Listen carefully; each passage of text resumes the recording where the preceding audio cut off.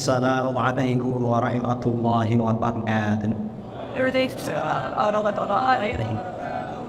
Bismillahirrahmanirrahim. Alhamdulillahirabbil alamin. Lahul hamdu wa lahul fadlu wa lahul thana'ul hasan. Asyhadu an la ilaha illallah wahdahu la syarika lahu. Wa asyhadu anna sayyidana Muhammadan abduhu wa rasuluh. Allahumma shalli ala sayyidina Muhammadin al-fatih lima ughliq wal khatim lima sabaqa nasiril haqqi bil haqq wal hadi ila siratikal mustaqim wa ala alihi wa sahbihi haqqa qadrihi wa qadarihi al-'azim. Amma ba'du. Para sepuh, para buya, para tuan guru yang saya muliakan dan saya hormati, para halim, para asatidz, jajaran pengurus DKM Masjid Sultan Iskandar Muda, yang juga saya hormati para jamaah kaum muslimin dan muslimat yang hadir pada malam ini dalam rangka tabligh akbar dengan tema keistimewaan Ahlus Sunnah wal Jamaah yang juga saya banggakan dan saya hormati. Alhamdulillah, bersyukur kepada Allah Subhanahu wa Ta'ala, mungkin untuk pertama kali saya bersilaturahmi di Masjid Raya Sultan Iskandar Muda yang di Pekanbaru. Kalau Masjid Raya yang di Bandar Aceh sudah berkali-kali. Mudah-mudahan perjumpaan ini menjadi pertanda bahwa ukhuwah kita memang benar-benar kuat. Dan mudah-mudahan menjadi pertanda besok kita berkumpul di akhirat bersama baginda Rasulullah SAW. Amin Allahumma. Saudara-saudara yang dimuliakan oleh Allah, tema tabligh akbar kita pada malam ini adalah tentang keistimewaan Ahlus Sunnah wal Jamaah. Cuman sebelum kita berbicara tentang keistimewaan Ahlus Sunnah wal Jamaah, ada baiknya kalau kita pertama kali membicarakan siapa sebenarnya Ahlus Sunnah wal Jamaah. Ini lebih penting pertama kali. Mengapa? Karena sekarang di mana-mana termasuk di negeri kita yang mengaku Ahlus Sunnah wal Jamaah itu bukan hanya satu golongan. Kalau dulu sejak ulama-ulama itu yang namanya Ahlus Sunnah wal Jamaah itu, kalau diukur dengan konteks sekarang adalah Ahlus Sunnah wal Jamaah adalah mayoritas umat Islam, di mana di dalam fikih mengikuti salah satu mazhab yang tepat, yaitu Hanafi, Maliki, Syafi'i, dan Hambali. Di dalam akidah mengikuti salah satu dari dua mazhab, Asy'ari, Maturidi. Dalam tasawuf mengikuti mazhabnya Imam Junaid al-Baghdadi. Ini yang namanya Ahlus Sunnah wal Jamaah. Kita di Indonesia di dalam fikih mazhabnya Syafi'i, akidahnya Asy'ari, tasawufnya memang Junaid al-Baghdadi, thariqahnya bermacam-macam. Cuma kalau orang Aceh, orang Medan, orang Madak dan Riau, kebanyakan thariqahnya itu Naqsyabandiyah, Khalidiyah. Kalau di Jakarta, kalau di Jawa, kadang Qadariyah Naqsyabandiyah, kadang Naqsyabandiyah Mulhariyah. Sama-sama Naqsyabandiyah, tapi beda. Nah, ini thariqah. Ini mayoritas umat Islam di Indonesia. Dan ini memang yang benar-benar Ahlus Sunnah wal Jamaah. Ada kelompok lain mengaku Ahlus Sunnah wal Jamaah. Siapa kelompok itu? Adalah golongan Salafi Wahabi. Salafi Wahabi ini saudara juga mengaku Ahlus Sunnah wal Jamaah.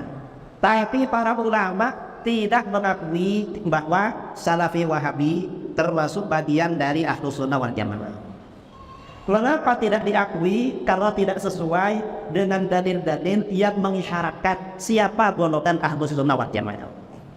Misalnya hadis riwayat Imam Muslim, Rasulullah SAW bersabda, "Innahu may yamish ba'di fasayara ikhtilafan katsiran."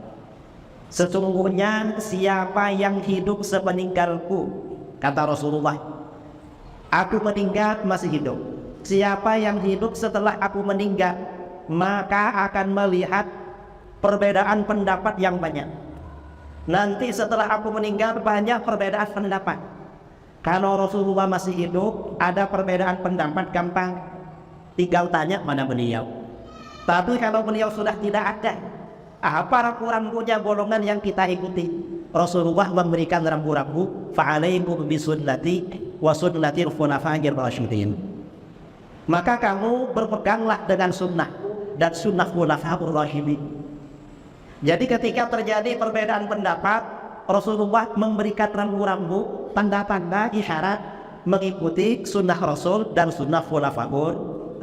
Nah, golongan yang mengikuti sunnah Rasul dan sunnah khulafa'ur rasyidin ini disebut dengan golongan ahlus sunnah wal jamaah. Jadi ahlus sunnah wal jamaah, ahlus sunnah itu artinya pengikut sunnah Rasul, jamaah itu artinya pengikut jamaah sahabat, terutama khulafa'ur rasyidin. Ini dalam satu hadis. Jadi kalau terjadi perbedaan pendapat, yang ini memang kuncinya. Kalau Salafi Wahabi beda. Bedanya apa?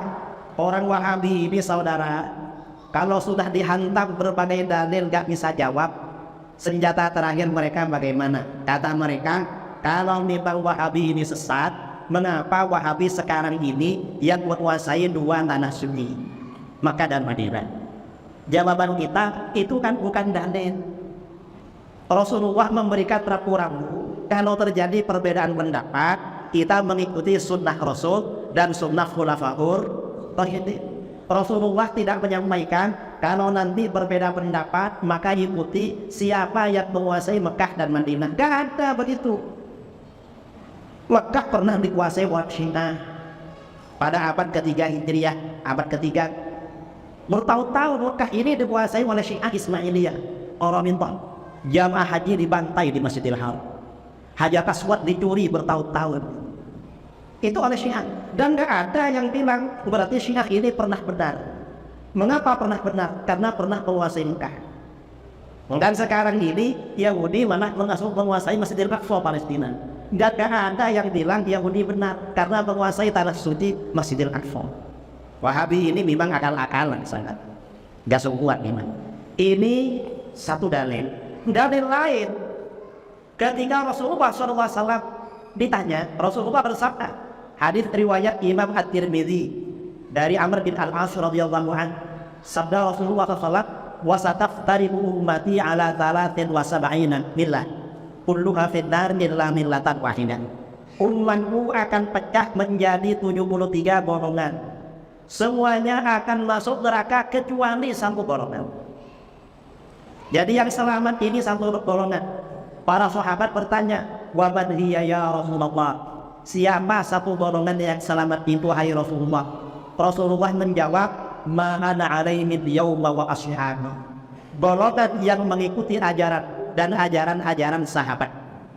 Dan ajaran sahabat. Karenanya ahlus sunnah wal jamaah itu biasanya mengikuti sunnah Rasul dan mengikuti sunnahnya para sahabat atau jamaahnya para sahabat. Ini ahlus sunnah wal jamaah. Di sisi lain, Rasulullah ketika ditanya siapa satu golongan yang selamat, beliau menjawab as-sawadul aqwam, golongan mayoritas. Nah, kalau kita ini berbicara golongan mayoritas, persoalan selesai. Mengapa? Karena kalau saudara saya tanya, antara kita dengan Wahabi siapa yang mayoritas? Kita kan? Wahabi ini golongan minori, berarti Wahabi bukan ahlus sunnah wal jamaah. Karena aja kita yang mengikuti sunnah Rasul ya kita, mengikuti sunnahnya khulafa'ur rasyidin juga kita, mengikuti jamaahnya para sahabat Asy'ariyah Maturidiyah juga, dan yang mengikuti mayoritas umat Islam juga kita. Kita ini mayoritas. Wahabi ini ketika disampaikan bahwa ahlus sunnah ini harus mayoritas, mereka bingung, gak bisa jawab. Mengapa? Mau dibilang dhaif, hadis tentang mayoritas, ulama-ulama mereka mengatakan hadisnya sahih. Bahkan jalurnya banyak sekali, bukan cuma satu jalur. Mau dikatakan sahih, mau diakui, mereka gak bisa teles. Akhirnya apa? Mereka gak ikut hadis ini, pakai dalil lain. Caranya bagaimana? Dipelintir pemahamannya. kadang pakai ayat Al-Quran. Yang disampaikan biasanya sama Wahabi, ada ayat Al-Quran, wa qalilun min ibadiyasy syakur. Dan sedikit dari hamba-hambaku yang selalu bersyukur pada Allah. Memang yang bersyukur sedikit katanya. Ini namanya memelintir ayat Al-Quran. Karena yang dimaksud sedikit ini perbandingan orang Islam dengan orang kafir. Kalau orang Islam dibandingkan orang kafir memang sedikit. Tapi kalau orang Ahlus Sunnah dibandingkan aliran-aliran sesat, maka Ahlus Sunnah wal Jamaah sudah barang tentu golongan mayoritas. Jadi kita ini mayoritas memang.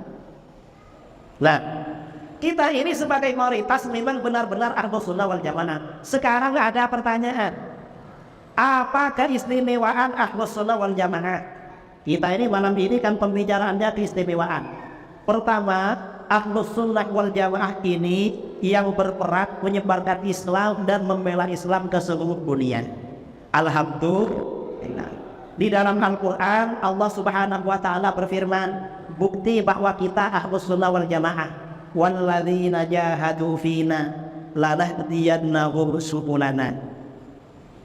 Dan orang-orang yang berjihad di jalan kami, orang-orang atau mereka yang berperang berjihad memperjuangkan agama kami, kami benar-benar akan memberikan hidayah pada mereka ke jalan-jalan kami. Orang yang berjihad di jalan Allah, oleh Allah akan diberikan hidayah oleh Allah. Berarti kita ini mendapat hidayah. Mengapa mendapatkan hidayah, saudara? Jihad ini kata para ulama ada dua. Yang pertama, jihad dengan penyebaran Islam kemana-mana atau dengan perang. Kalau jihad ini diartikan dengan penyebaran Islam kemana-mana, ya kita yang mendapat hidayah. Yang menyebarkan Islam ke Indonesia, Ahlus Sunnah wal Jamaah.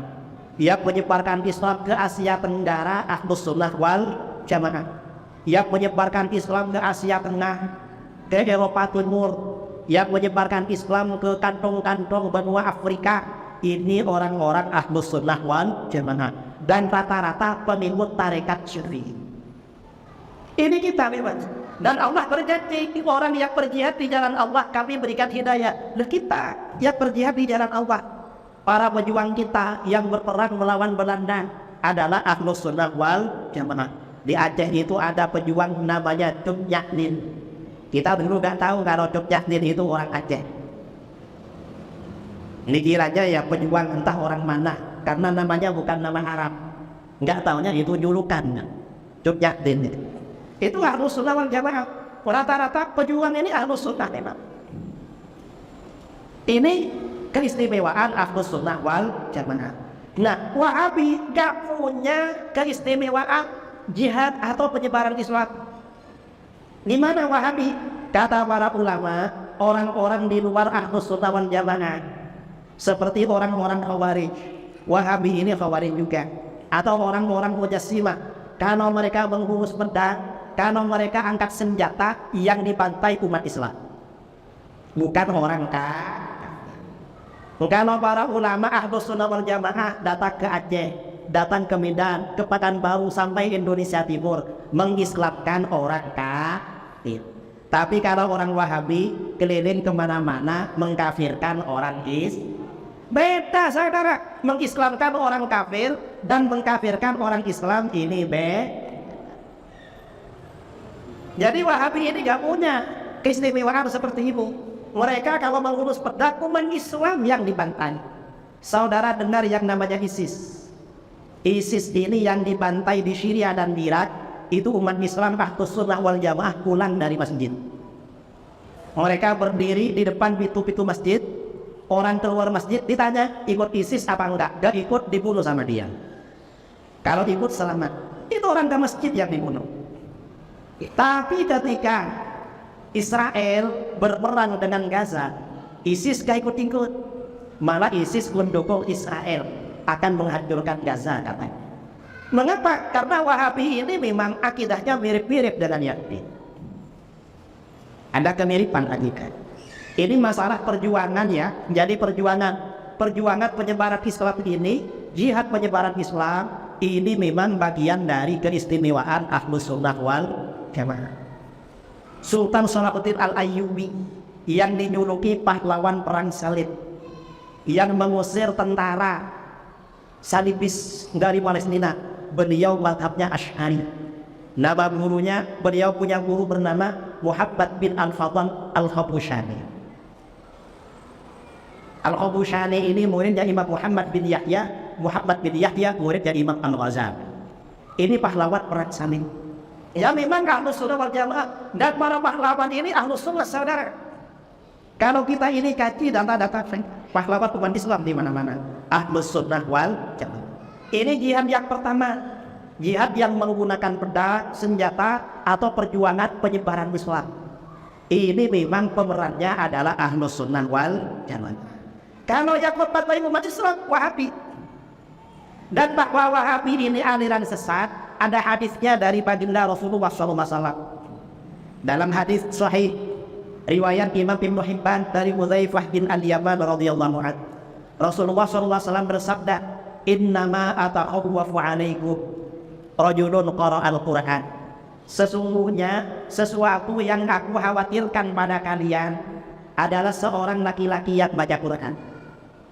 Membaca Quran ini pasti bagus, tapi ini mengapa Rasulullah mengantisipasi, hati-hati, nanti ada orang membaca Quran. Hatta idza riyat bahjatuhu alai, hingga ketika orang itu kelihatan indah karena Al-Quran. Mengapa indah karena Al-Quran? Hafal Quran, suaranya merdu, kalau menjadi imam Masya Allah.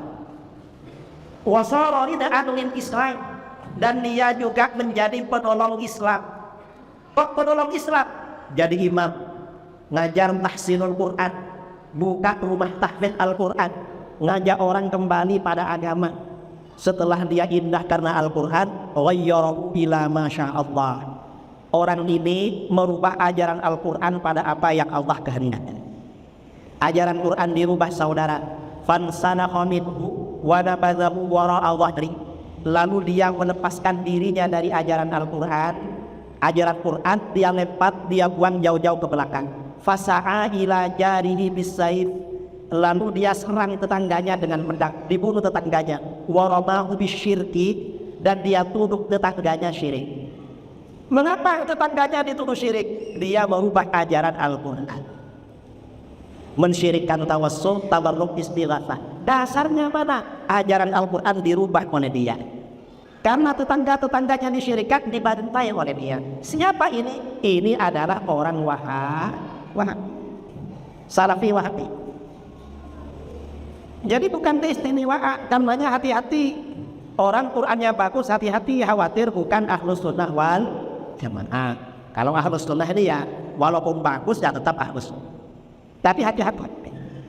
Saya bulan Agustus kemarin ceramah di Bima, salah satu pondok pesantren.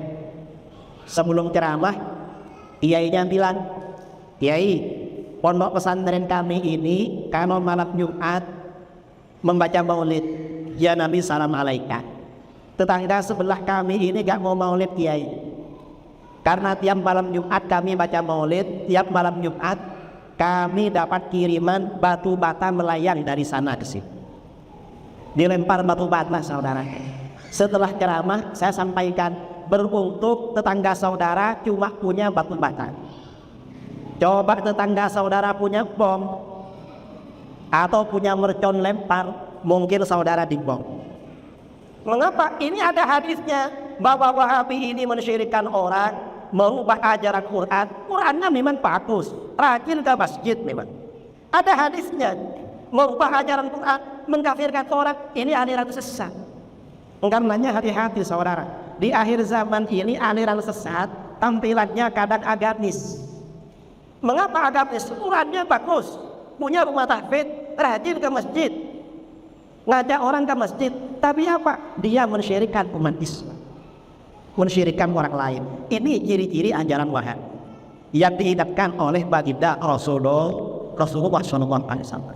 Nah, ini yang pertama. Yang kedua, ya, kata para ulama, jihad di jalan Allah itu ada dua. Ada jihad dengan perjuangan, peperangan, penyebaran Islam, dan ini memang pemerannya adalah Ahlus Sunnah wal Jamaah. Ada jihad dengan ilmu. membela ajaran Islam pakai ilmu, mengarang kitab, berdebat atau apa. Ini siapa? Ini yang melakukan juga para ulama Ahlus Sunnah wal Jamaah. Para ulama kita ini saudara, ini sangat lihai berdebat dengan Kristen. Punya kemampuan ilmu kristologi yang luar biasa. Imam Ghazali seorang kristologi. Beliau seorang kristolog. Punya kitab Ar-Raddul Jawil ala ilahiyyati Isa bi Sharihil Lidin. Imam Ghazali punya kitab isinya membantah ketuhanan Yesus. Kristolog beliau. Ini Imam Ghazali. Di India kira-kira 150 tahun yang lalu. Di India ini ada profesor Kristen, ada orang Kristen dari Inggris dikirim ke India. Dan orang Kristen ini hafal Quran, pandai bahasa Arab. Akhirnya apa? Karena ini hafal Quran, pandai bahasa Arab, berhasil mengkristenkan banyak orang. Dia mengarang kitab berjudul Mizanul Haq, timbangan kebenaran. Yang dibenarkan adalah Kristen. Akhirnya apa? Setelah kitab ini menyebar, profesor Kristen, orang Kristen yang hafal Al-Quran dari Inggris ini ditantang debat oleh salah seorang ulama Ahlus Sunnah, Syekh Rahmatullah bin Khalilur Rahman Al-Hiddi Al-Qiranawi. Debat pertama ternyata apa? Syekh Rahmatullah ini berhasil membuktikan kebenaran Islam berdasarkan ayat-ayat yang ada di Bible. Ternyata beliau menguasai isinya kitab Taurat dan Injil yang bahasa Inggris, bahasa Belanda, bahasa Perancis, luas. Sampai Profesor Van der ini kalah. Namanya Van der. Setelah kalah, perdebatan sesi kedua dia nggak mau datang saudara. Akhirnya setelah itu Syekh Rahmatullah ini ke Mekah Al-Mukarramah, ziarah kepada gurunya Mufti Mekah, ulama kita namanya As-Sayyid Ahmad bin Zaini Dahlan, menceritakan perdebatannya dengan Kristen. Setelah bercerita kepada gurunya, beliau diperintahkan perdebatan kamu karang dalam bentuk kitab. Akhirnya beliau menulis kitab berjudul Ilhaul Haq, menjelaskan kebenaran. Tebalnya 4 jilid, dan ini kitab kristologi paling hebat di era modern. Beliau ini Ahlus Sunnah wal Jamaah. Dan orang ini kalau membela ajaran Islam, dia memang harus ikut Ahlus Sunnah wal Jamaah saudara. Syekh Ibnu Taimiyah ini kan imamnya Wahabi. Ketika beliau ini membantah Kristen, beliau punya kitab namanya Al-Jawabus Sahih. Di dalam hal-hal yang berkaitan dengan sifat Allah, maka Syekh Ibnu Taimiyah harus ikut mazhab Asy'ari. Ayat-ayat Al-Quran ditakwil semua oleh beliau. Mengapa? Kalau tidak ditakwil kalah debat dengan Kristen. Di kitabnya Al-Jawabus Sahih. Ini Syekh Ibnu Taimiyah. Nah ini artinya apa? Memang keistimewaan terbesar Ahlus Sunnah wal Jamaah diantaranya adalah pertama, jihad di jalan Allah. Baik jihad dengan senjata, peperangan, penyebaran Islam, atau pembelaan Islam dengan ilmu pengetahuan. Ini keistimewaan memang. Ini satu. Kemudian dua, saya sebutkan dua aja ya. Setelah ini kita isi dengan sesi tanya jawab. Yang kedua apa? Keistimewaan Ahlus Sunnah wal Jamaah. Ahlus Sunnah wal Jamaah ini saudara menjadi rujukan semua aliran dalam berbagai bidang ilmu pengetahuan agama. Semua aliran dalam Islam kalau ingin pandai belajar ilmu pengetahuan agama, maka harus mempelajari kitab-kitab Ahlus Sunnah wal Jamaah. Dan ini memang sesuai dengan hadis sahih riwayat Al-Khatib Al-Baghdadi. Rasulullah SAW bersabda, "Yahmilu hadzal ilma min kulli khalafin uduluhu yawfuna anhu tahrifal ghadid wa intihalal mubtilin wa takmilal jahilin." Ilmu agama ini akan selalu dibawa, selalu disebarkan, dipikul, diusung dari setiap generasi oleh golongan terbaik. Golongan terbaik yang akan membawa ilmu agama dari generasi ke generasi. Generasi terbaik ini akan menghabiskan distorsi orang-orang yang ekstrim, kemudian takwilan orang-orang bodoh, dan pemalsuan orang-orang yang bermaksud jahat. Berdasarkan hadis ini, kata para ulama, bisa ditarik satu kesimpulan. Rasulullah bersabda, ilmu agama ini akan disampaikan oleh golongan terbaik. Golongan ini yang akan selalu menjaga keorisinalan, menjaga kemurnian ajaran agama dari masa ke masa. Pertanyaannya, golongan mana yang selalu menjaga kemurnian dan orisinalitas ajaran agama? Asy'ariyah Maturidiyah. Hampir semua ilmu pengetahuan, ilmu fikih mazhabul arba'ah. Fikih ini ya rata-rata Asy'ariyah Maturidiyah. Ilmu tafsir, para ulama yang ngarang kitab-kitab tafsir rata-rata Ahlus Sunnah wal Jamaah yang menyebar luas. Ilmu hadis, mayoritas ahli hadis 90% ahli hadis ini mazhabnya Asy'ari. 90%. Jangankan ahli hadis, ahli nahwu saudara. Orang Wahabi di Saudi Arabia kalau belajar ilmu nahwu tingkat dasar yang diajarkan kitab Jurmiyah. Dan banyak ulama-ulama Wahabi menulis syarah-syarah kitab Jurmiyah. Yang ngarang siapa? Kitab Jurmiyah ini Imam Ibnu Ajurrum, orangnya Sufi, mazhabnya Maliki, orangnya Sufi. Yang ngarang disyirik-syirikkan sama Wahabi, kitabnya diajarkan menjadi murid. Ini Wahabi. Kalau tingkat tinggi, tingkat atas di Saudi Arabia, ilmu nahwu yang diajarkan apa? Kitab Alfiyah Ibnu Malik. Itu biasanya di daerah-daerah di Aceh ada pelajaran Alfiyah Ibnu Malik, atau pondok-pondok di Jawa Alfiyah Ibnu Malik. Entah kalau di Riau ada apa enggak, mungkin dulu-dulunya ada. Benar saja. Yang ngarang siapa? Ibnu Malik ini mazhabnya Asy'ari. Ibnu Malik ini oleh Wahabi disyirik-syirikkan, tapi kitabnya diajarkan. Orang Wahabi kalau buka kajian rutin di masjid-masjid di Saudi, kitabnya apa? Kitab yang dipakai itu kitab Riyadhus Shalihin karangan Imam Nawawi. Imam Nawawi ini orangnya suka maulid, orangnya sufi, suka tawassul. Pengarangnya disyirik-syirikkan, tapi kitabnya diajarkan. Nah, ini artinya apa saudara? Orang yang mensyirikkan kita kutuk sama ilmu para ulama kita. Kalau mereka gak mempelajari ilmu para ulama kita, Ahlus Sunnah wal Jamaah, ya mereka gak punya ilmu. Ini termasuk bagian dari keistimewaan golongan Ahlus Sunnah wal Jamaah. Dan banyak saudara keistimewaan Ahlus Sunnah wal Jamaah ini kalau diterangkan banyak sekali. Karena kita ini malam Jumat, kita tabligh akbar. Kalau kita ini tabligh akbarnya ini hanya ceramah monolog dari saya, ini kurang interaktif. Ada baiknya kita pakai sesi tanya jawab. Pertanyaan bisa tertulis, dicatat, atau bisa juga secara langsung. Kira-kira gimana? Langsung apa tertulis? Dua-dua boleh ya. Jadi waktu saya kembalikan kepada MC untuk memandu jalannya tanya jawab. Dari saya kurang lebihnya mohon maaf. Assalamualaikum warahmatullahi wabarakatuh.